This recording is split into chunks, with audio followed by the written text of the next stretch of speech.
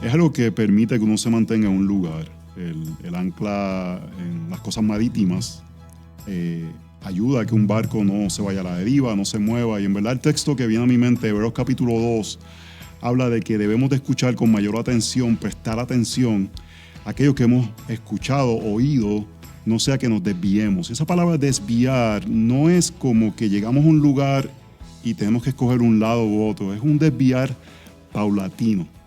Una ilustración que tengo, cuando yo tenía como 17, 18 años, fui con unos amigos a un área a hacer kayak. Y era un área de playa, pero que no había oleaje, no había aparentemente ninguna corriente. Y comencé a hacer el kayak y fui hacia una dirección. Y después me paré, empecé a mirar, a disfrutar.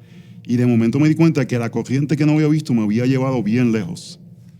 Y traté de kayakear, traté de volver y no podía con la corriente que estaba en contra de donde yo venía. Me tuvieron que ir a rescatar.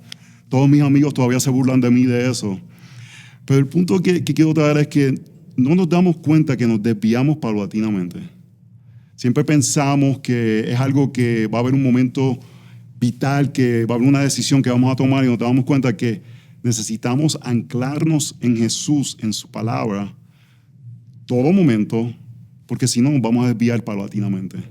Entonces, la palabra del Señor, y por ende Cristo es la palabra hecha vida, nos debe ser aquello que nos da firmeza, que no nos movemos, que permanecemos.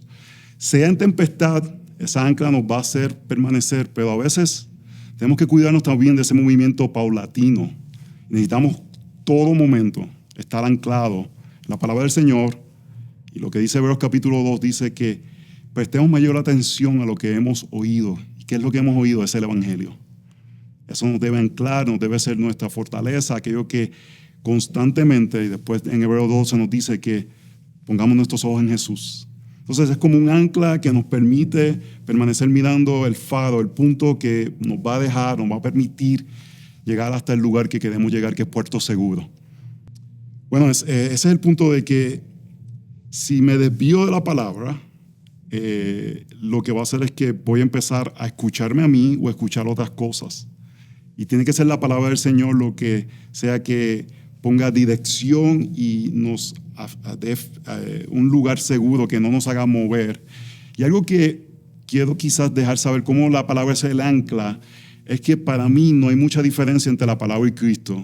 En Juan capítulo 1 dice que el verbo se hizo carne.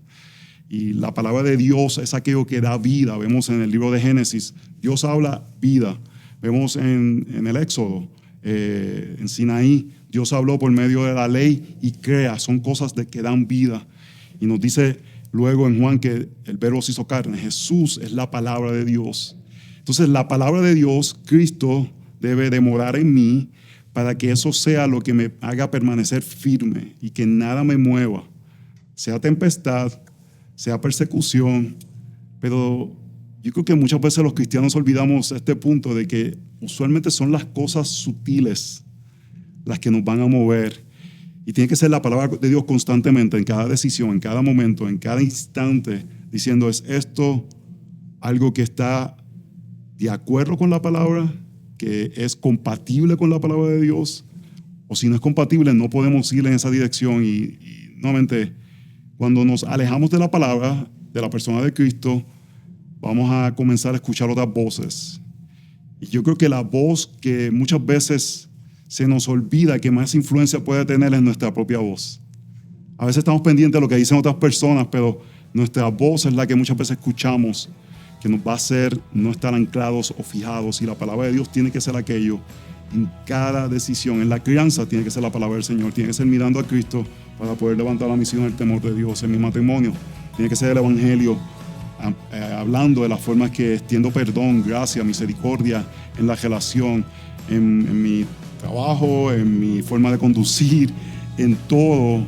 La palabra del Señor tiene que estar constantemente anclándonos, afianzándonos para que no nos desviemos y permanecemos mirando a la persona de Jesús.